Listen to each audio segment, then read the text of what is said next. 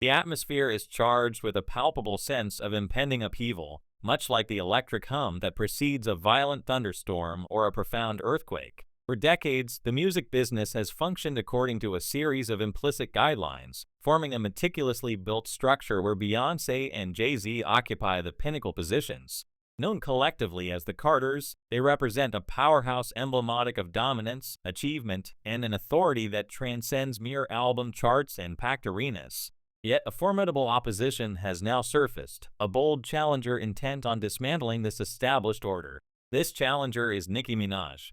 What unfolds is far more than a typical star clash. It constitutes an outright insurgency against a vast dominion. Picture an opulent enclosure, exquisite and lavish, yet fundamentally restrictive. For numerous performers, this encapsulates the experience of operating within the music sector under the Carters' oversight. Prosperity is attainable, sometimes immensely profitable, but solely on the condition of compliance with their directives, alignment with their aesthetic, and absolute avoidance of any contest to their supremacy. Nicki Minaj has perpetually embodied disruption, an unstoppable phenomenon that defies suppression. However, on this occasion, her actions go beyond mere provocation. They endanger the core supports of the entire edifice. The initial salvo was understated, nearly undetectable to the untrained eye. It consisted of one word embedded within Nicki's social media posts on what was formerly Twitter: camel. On the surface, it appeared harmless, but among informed online communities, it echoed as a call to arms. To insiders, it served as a pointed slight directed at Jay-Z, a disguised act of contempt that rippled through the profession. The reason lies in niche discussions where camel has evolved into a term for disloyalty and inflated self-importance, a tag applied to individuals seen as misusing their clout. The moment chosen was pivotal. Through his Roc Nation conglomerate, Jay-Z exerts considerable sway over the National Football League, personally selecting performers for the Super Bowl intermission spectacle. To imply that he might leverage this influence for personal vendettas constituted a grave indictment, one that risked unveiling the hidden aspects of a sector reliant on polished facades and tactical partnerships. Nicki's critique extended beyond Jay-Z's commercial methods. It targeted his integrity, his public standing, and the bedrock of his conglomerate. She then ventured into territory rarely broached. She revived a long-standing digital myth concerning Blue Ivy, the offspring of Beyoncé and Jay-Z. This notion, murmured in quiet for ages, posits that Blue Ivy is not biologically Beyoncé's, but rather the child of Jay-Z and a past communications specialist named Kathy White, whose passing occurred amid enigmatic conditions. Nicki did not originate the speculation, yet she magnified it, thrusting it once more into prominence and compelling global attention to a storyline the Carters had labored intensely to quash.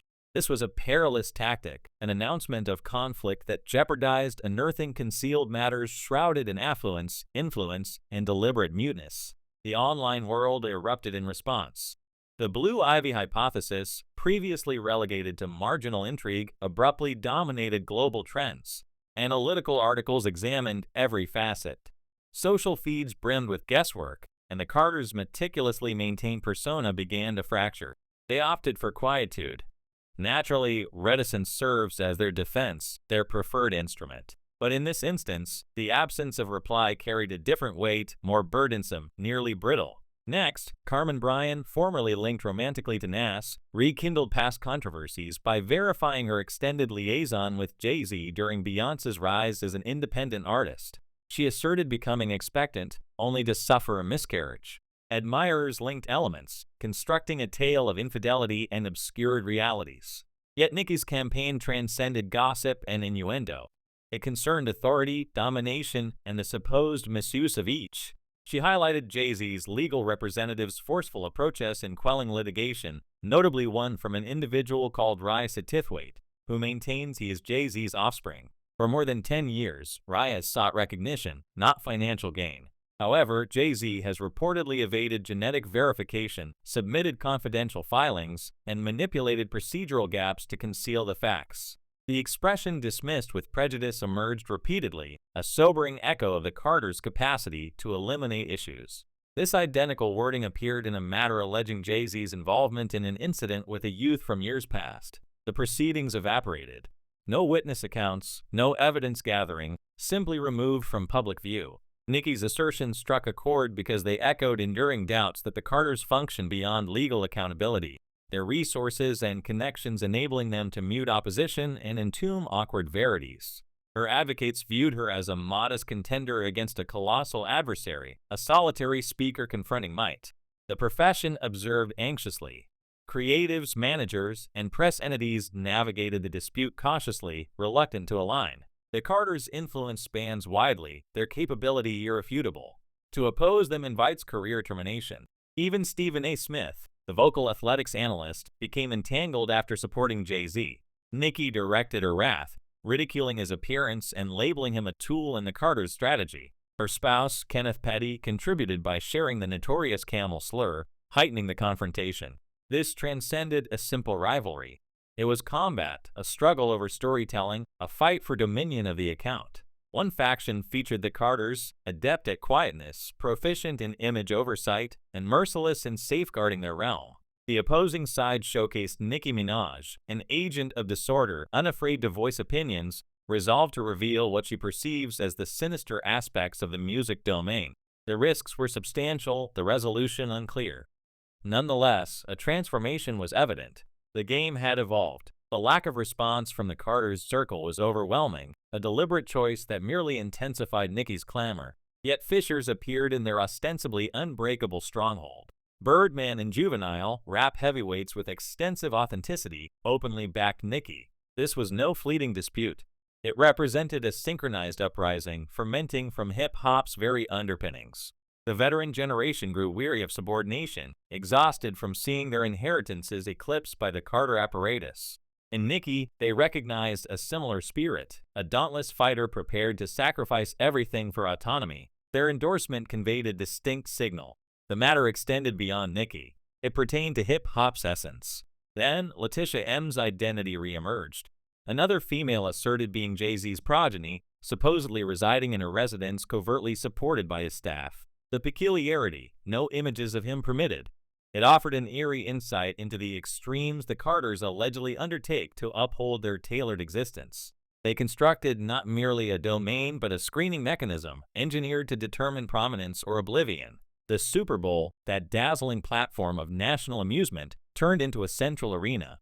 Lil Wayne, a poetic mastermind and icon, confessed the exclusion devastated him. Those admissions lingered profoundly, underscoring the emotional expense of authority. Did skill dictate stage access or allegiance? The reply grew apparent. Nicki addressed not only commerce, but disloyalty, the mental burden of exclusion by music's premier duo. What occurs when the Carters deem your significance lapsed? When your identity is subtly removed from rotations, gatherings, and partnerships instantaneously. It is not random, it is manipulation. Tidal, the performer-controlled distribution service, emerged as another contested space.